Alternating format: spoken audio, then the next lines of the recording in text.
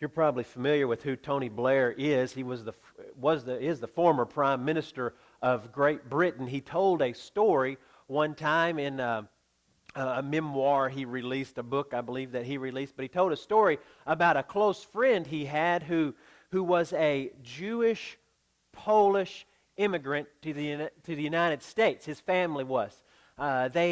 They were able to get out of Poland before the Nazis completely took over and held them captive, and being Jew, as they would have sent them off to a concentration camp for probably most certain death. But this friend of Tony Blair's, he told Tony about the story about how they came to America. He says they arrived in New York, and his father went out and got a job just as soon as he could.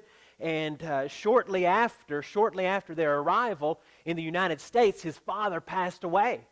Well, his mother then, with the full load of the family upon her shoulders, she went out, she got a job because she wanted her son they wanted to be able to eat, and she wanted her son to have an education and to further his schooling. So she went out, she got a job, and took care of the family, and her son got a great education. He was a smart man. This son is Tony Blair's friend.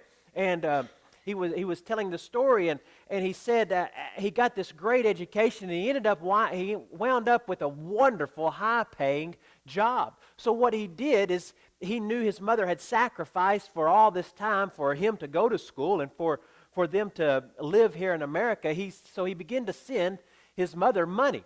He would send her money just on a regular basis, just so she could go out and get some of the stuff that she had to forego when they were growing up. And so now she was able to go out and buy just most anything she wanted. And he would send her money in an envelope, and she would keep this. And he was hoping that at some point she would have a desire to go back and maybe visit Poland.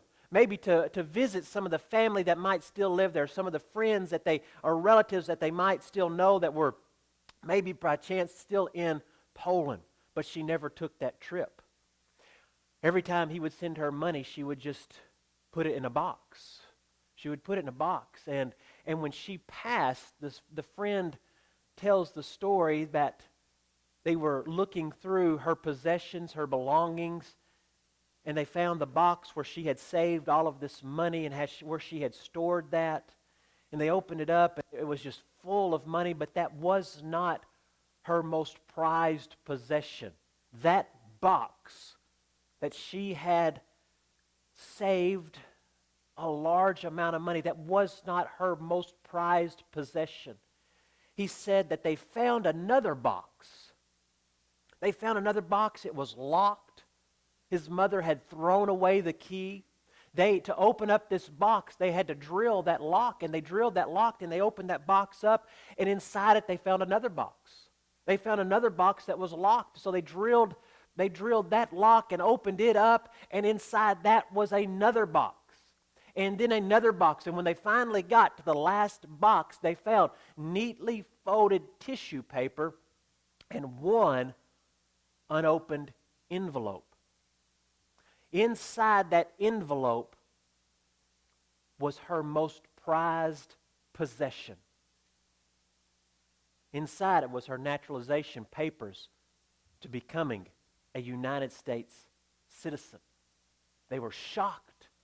They were shocked to discover that of all the things that she could have had, of all the things that she did have, of all the opportunities she might have had afforded to her by her son, sending her and blessing her with this money, that was not, where she had stored that stuff, was not her most prized possession.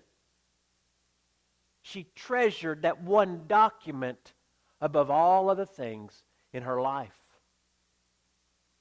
What was found in box after box was what she treasured the most. When you come to 2 Samuel chapter 6, you come to a box. You see that for David, he longed for this box. He desired, he hungered for this box above anything else. He hungered for what was contained in this box, and what it represented was the presence of God. But for 350 years, this box had been neglected. God had told David, you will always have a descendant upon your throne. Upon the throne of Israel here, my called people, my chosen people, there will always be an heir of yours that will sit upon this throne. But how in the world could David understand what God was saying for thousands of years and generations, hundreds of generations to come? David really couldn't grasp what God was saying. For all eternity, there will be somebody upon your throne. David didn't know about the other side of the world. David didn't understand. He didn't grasp everything. There was no way that these people could. There was no way. Let me read to you 2 Samuel chapter 7, what is said here. 7, verse 18 and 19. Then David the king went in and sat before the Lord. He said, "Who am I? Who am I, O Lord God? And what is my house that you have brought me this far?" He says, God, I've been blessed. I've got more riches than anybody else in the world. I have a kingdom that is yours. I worship you. I long for you. I hunger for you. I serve you. You've given me all kinds of worldly treasure. You've given me all kinds of worldly ability. But who am I that you have chosen me, that you have brought my house this far? And yet this was insignificant. God, you have set me up on a throne. You have promised that generation after generation, my family will have a position, will have a place upon this throne. But this was insignificant to you. This was like pocket change to you. This was pennies to you in your eyes, O Lord God. For you have spoken also of the house of your servant concerning the distant future. What you have done, where you have placed me today, God, it's of little value, because you have spoken something of significance about a distant future. So David really doesn't understand, but he knows what God has said. This promise can't be seen for David. He can't see this promise. It's really something that takes place 1,000 years later. He's talking about the Messiah that will come from the Davidic line. How the Messiah will reign forever and ever. So even as David receives this promise, David is crowned king, but David said, there is something more valuable than all of this in my life. And he shows us that in chapter 6 of 2 Samuel. He shows us that the greatest thing in his life is found in a box. There was this box that David is referring to, and there's a box coming called a manger. Inside this box that David talks about is God's Word. But inside the box that's coming will be God Himself. So David wants this box. He wants the ark. That was David's treasure. David's treasure. That's what David yearned for. David yearned for the presence of God, to be with Him, to be near Him, to be close to Him. This Sunday, before Christmas, what is your treasure? What is it that you yearn for? What is it that you are hoping to unwrap underneath that tree this time next week? Chapter 6, verse 1 and 2, Now David again gathered all the chosen men of Israel, 30,000. And David arose and went with all the people who were with him to Baal Judah, to bring up from there the ark of God, which is called by the name. The ark of God, the ark of the covenant, has a name. Here it is. They went to bring up from there the ark of God, which is called by the name, the very name of the Lord of hosts, who is enthroned above the cherubim. So here's the name for it. It's capital L, capital O, capital R, capital D. When you see that, it is Jehovah. It is Yahweh. That's the name of the box. But they haven't heard this. That was David's treasure. David's treasure was to have this box, which represented, which was where God's presence resided, where His presence sat. David wanted this back with him. It had been neglected for 350 years. This box, this ark, had been neglected. But this was David's treasure. David's treasure was to have this box back with him. What is your treasure today? We have a lot of treasures in our life. We have a lot of junk that sits in a garage that we think is a treasure. We have trinkets that we think are treasures. We have jewelry that we think is a treasure. Off the Florida coast, just last year, I believe, I forget what it's called. Just last year, there was $4.5 million in Spanish rare coins, gold coins, found. I forget what Treasure Coast or something. I don't know what it's called. You've heard of it. But there's supposed to be all of this Spanish treasure that is sunken along the Florida coast. That's a treasure. We hear about pirate treasure. We hear about how they sailed around the Caribbean. We hear these theories about, and there's people out there searching for this treasure, probably even right now as you're sitting here this morning. We search for a lot of treasures. We yearn for a lot of hidden things. Have you seen that show off of, I think it's Discovery Channel or something, but it's Learning Channel maybe, but it's the Oak Island show. It's where they're digging up. There's supposed to be a pirate's treasure on Oak Island as well. It's off Nova Scotia in Canada. There's supposed to be treasure there. They've made it's so famous that they have made a show about it. Do you remember that treasure that was supposed to be found? I guess it was in Chicago a few decades ago now. But there was this big hoopla. What are they going to find? You remember Geraldo Rivera? What are they going to find? Man, I remember setting the VCR wanting to find out what's Geraldo going to find in Al Capone's vault. And Geraldo's been a bust ever since. There wasn't nothing found in Al Capone's vault. There was no treasure there. But man, the whole country was captivated. What's this mobster's treasure? They finally found it. It was empty. It was empty. Treasure hunting will probably leave you empty. We search for a lot of things that will never be found. But friends, let me tell you, why don't you seek God while He still can be found? Keep your finger in 2 Samuel, but turn to 1 Chronicles. That's just to your right there. A few pages, several pages, but 1 Chronicles chapter 13. This is actually a parallel passage with 2 Samuel.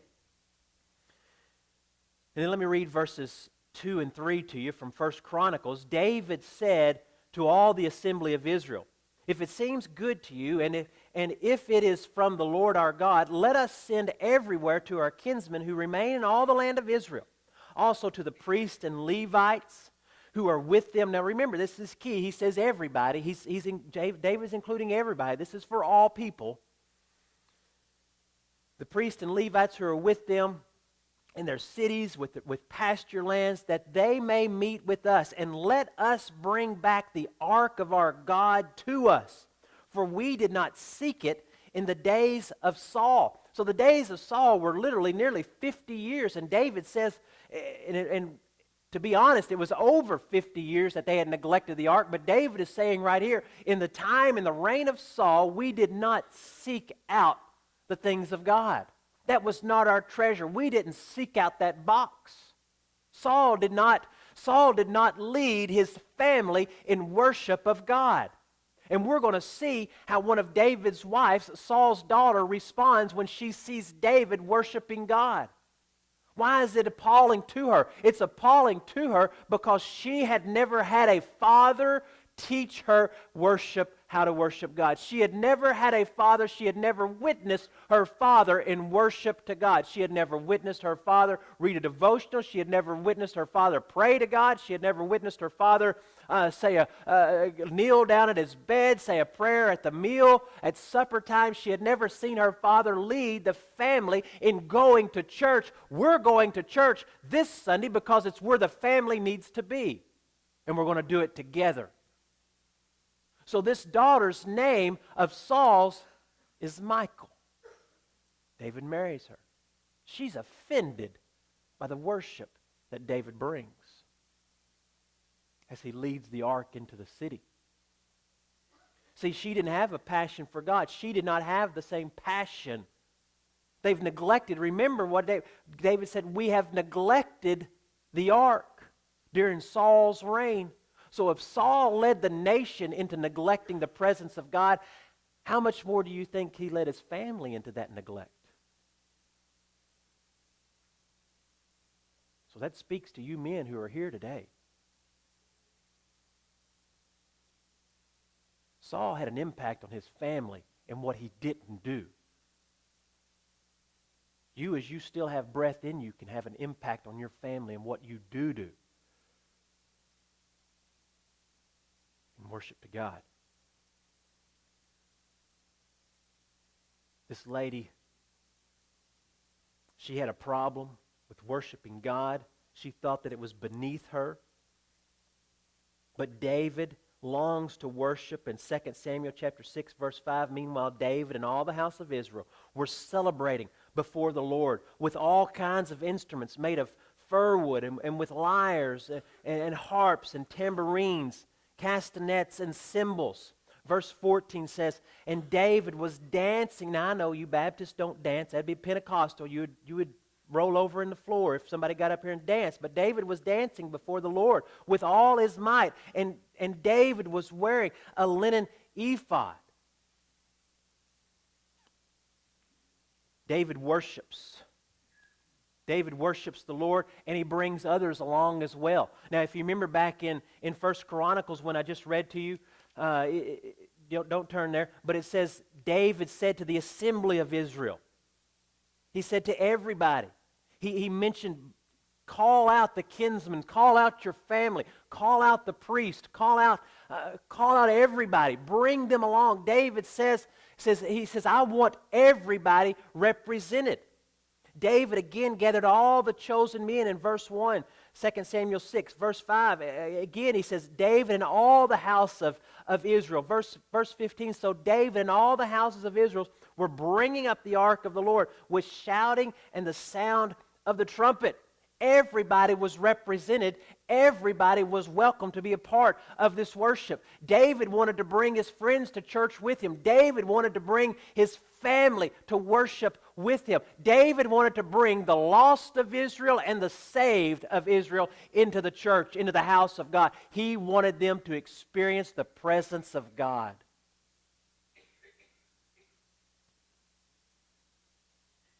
See, David had some people that wanted to worship alongside him.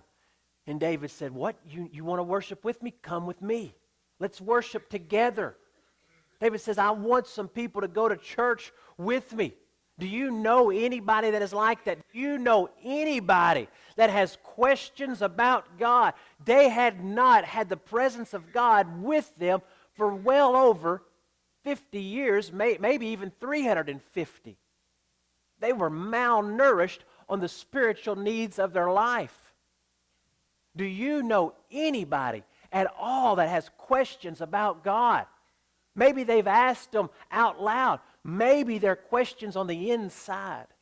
But how would this person ever know that you could assist them in spiritual matters when you live just like the secular world? They'll never know. They'll never seek you out. They'll never inquire of you how to have a deeper relationship with this God that comes to earth as a baby is placed in a box. See, they've got questions.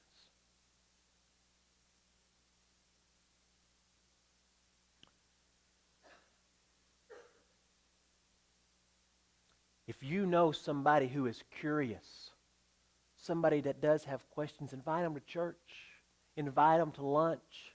Invite them to do a devotional with you during your lunch break at work.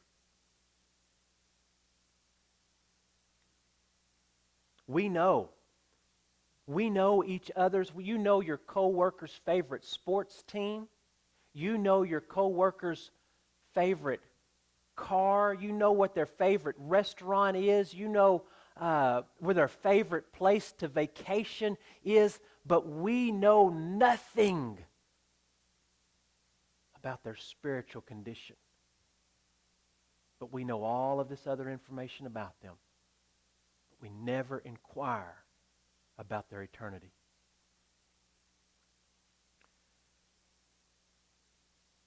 A friend of mine that I used to work with, for some reason or another, I picked up, I don't know who intrigued or who placed it in my hand, but it was the Left Behind series, novel books there, and I believe there's about 12 of them total. But I remember reading one on the way to our job during the weekends, and I was usually the driver of the truck.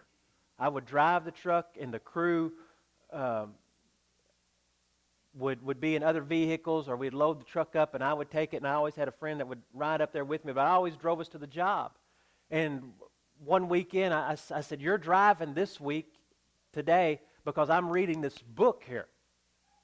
And just me having that book and reading it, he began to ask questions. What is this book you're reading? Tell me about this. What is this end time? And it made a difference in his life. David had somebody to pour into him. David had a wiser man to pour into him. David had a man that he could go to if he had questions. He could go to Samuel. Just look at Psalm 132. Psalm 132 says this. It's written at the same time that 2 Samuel chapter 6 was going on. Remember, O Lord, on David's behalf. Now, David didn't write this, but whoever's writing this, the psalmist, is saying this. Remember, O Lord, on David's behalf, all his affliction, all his desire. Remember his desire. How he swore to the Lord and vowed to the mighty one of Jacob. Surely I will not enter my house nor lie on my bed. I will not give sleep to my eyes or slumber to my eyelids until I find a place for the Lord, a dwelling place for the mighty one of Jacob.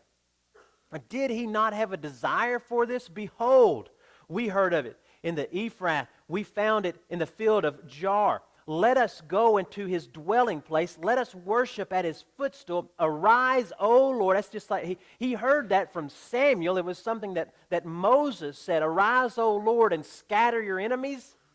They're saying David quoted this. Arise, O Lord, to your resting place. You and the ark of your strength.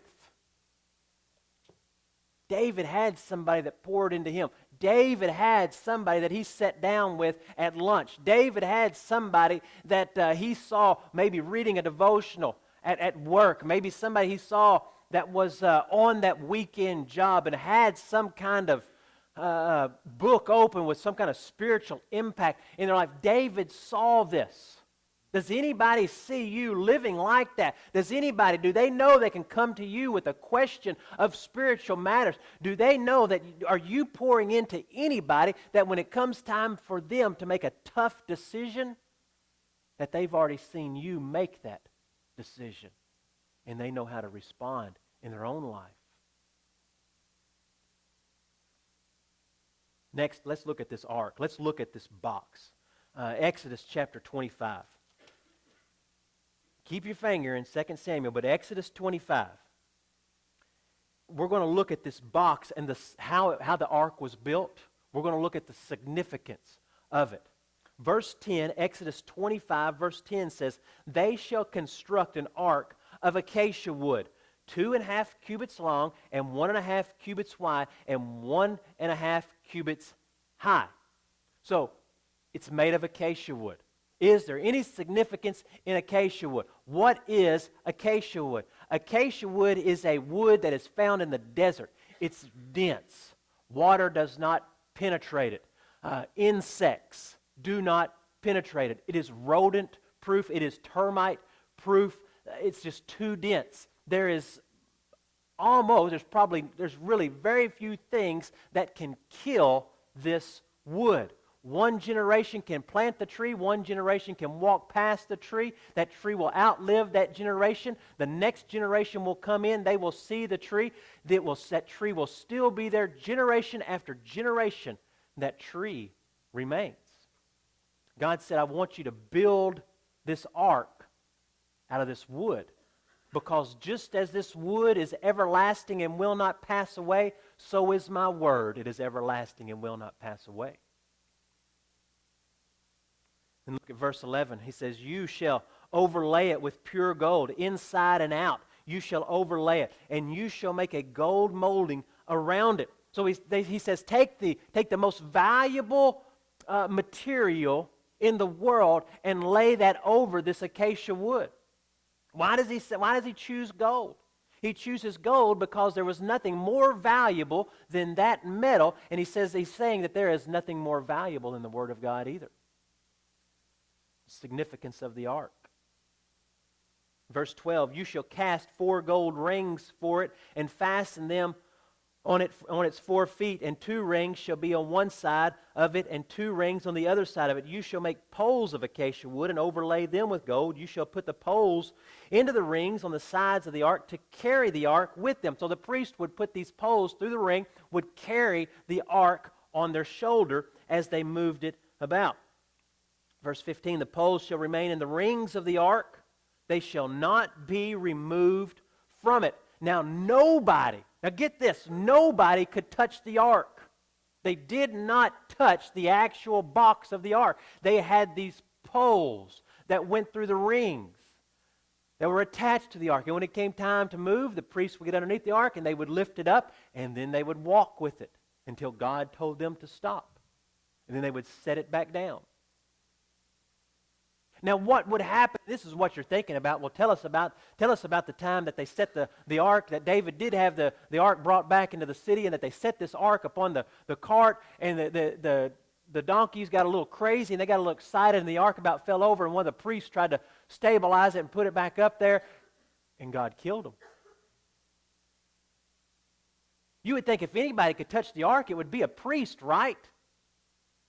If anybody can touch that ark, it would be a priest. This priest is a good guy. Everybody was excited. They were bringing the ark in. This priest is a good guy if anybody can touch it, but why did he die? This priest touches the ark, and he dies. It says that your goodness alone is not good enough to get you into the holy presence of a holy God. He was a good guy. He was a good priest.